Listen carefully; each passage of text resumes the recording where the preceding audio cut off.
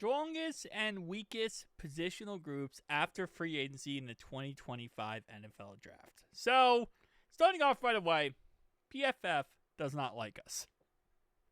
They really don't. They say A.J. Brown's the best receiver in football, which is insane to say out loud.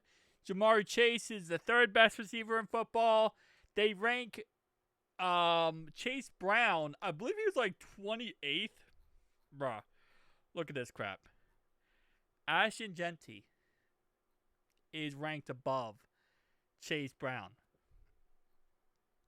Tony Pollard is above Chase Brown. What? They have Chase Brown. Not 28. Where is Chase Brown? Hold up. 25. Okay. He's 25. They have Hampton, who's never played. Isaiah Pacheco, who's a ghost of his former self. Tyler Algier. Okay. David Montgomery, Alvin Kamara, Aaron Jones, Tony Pollard. Like, no. Chase Brown is better than all these guys. 1,000%. Old Alvin Kamara, no. Nowadays Alvin Kamara, yes. Anyway, so PFF doesn't like us, right? And let's just go through this. Strongest team with the strongest quarterback words, right? Chiefs. We all know this is incorrect. Strongest quarterback is Joe Burrow. So this is incorrect. Saints as the weakest, though, is 1,000% correct. Well, the Saints are in a really bad spot. You know, they lose Derek Carr. He retires. He was going to be out for the year anyway. It didn't really matter if he did play or not. And then, yeah, they're just, hopefully they win 3 games this year. I'll be surprised if they do. Weakest versus strongest running backs. Strongest running backs are the Baltimore Ravens. Outside of Derrick Henry, they have Justice Hill and Keaton Mitchell. Now, I'm very high on Keaton Mitchell, so I'm going to be biased on that one. If you guys remember 2 years ago when Keaton Mitchell went undrafted, he was the guy I wanted so dang bad. So dang bad I wanted him. He was on my big board. I wanted him so bad. Bengals decided not to take him. Now, he's had injuries since he's been in the NFL, so it has worked out somewhat okay. Like for, long-term longevity, but I still wanted him, and he's still really good. He has the potential to be the best. So, beside the point, he went undrafted too and went to the Ravens. Weakest, Dallas Cowboys. I think the Cowboys are not going to run the ball one time this year. They're just going to pass the ball 6,000 times. Strongest receiving group is going to be Tampa Bay Buccaneers. This is the stupidest thing I've ever seen. We have Jamar Chase and T. Higgins and Yoshi. Tampa Bay has Chris Godwin and Mike Evans.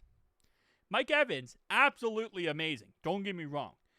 Jamar Chase is way better than Mike Evans. But Mike Evans still a top 5 receiver. Chris Godwin, when he can stay healthy, right? He's a good receiver. He's easily a top 15 receiver. When T is healthy and Chris Godwin's healthy, T is better than Chris Godwin. And that's just a fact. So, I don't know how they have the strongest receiving group, but I also don't know how A.J. Brown is considered the best receiver in football, yet last year only had around 1,000 yards. 1,087 yards. Logic is out the window.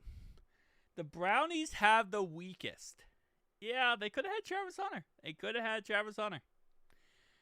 Strongest tight end group is Baltimore Ravens. We know that's bullcrap. That's not true at all. Isaiah Likely is good, right? Charlie Kolar, pretty much a nothing burger. And I like Charlie Kolar, but Charlie Kolar, when they drafted him, they did what the Ravens typically do.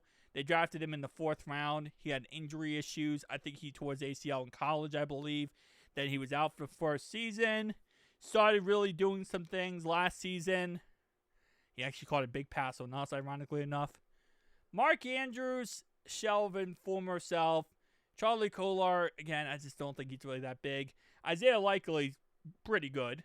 But there's got to be a group better than that in the NFL. I guess Travis Kelce's kind of Garbo at this point. George Kittle. How about the George Kittle crew?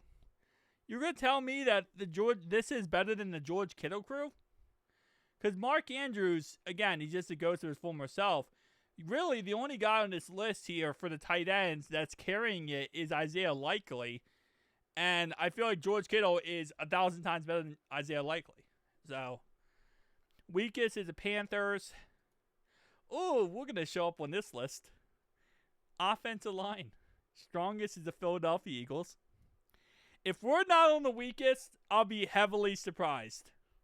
Hey, there we are. There we are. Yeah, that's us. We're ranked 29th in both PFF pass blocking and run blocking. Oh, man. We are doing this beautiful thing called potential. Where we're not going out there and picking up free agent veterans like Will Hernandez or like Dalton Risner or Brennan Sheriff. We're doing this beautiful thing called a hope and a prayer. And we're hoping that works. Hopefully it does. Anyway. Defensive line, Pittsburgh Steelers. I'm not even going to argue on that one.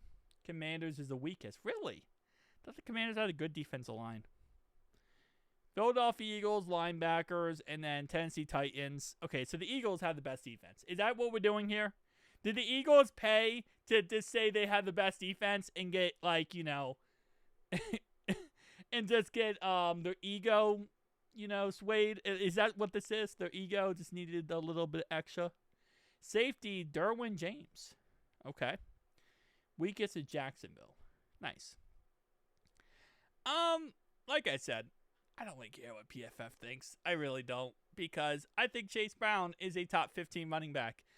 I think that our offensive line, Scott Peters.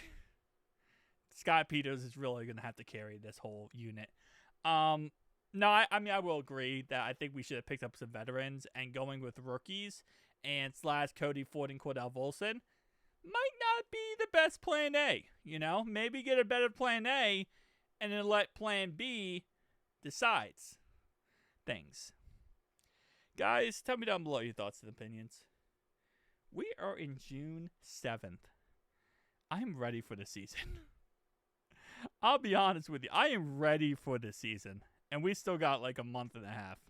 Well, actually, technically like a month and 3/4. So, hoo-day, boys, hoo-day.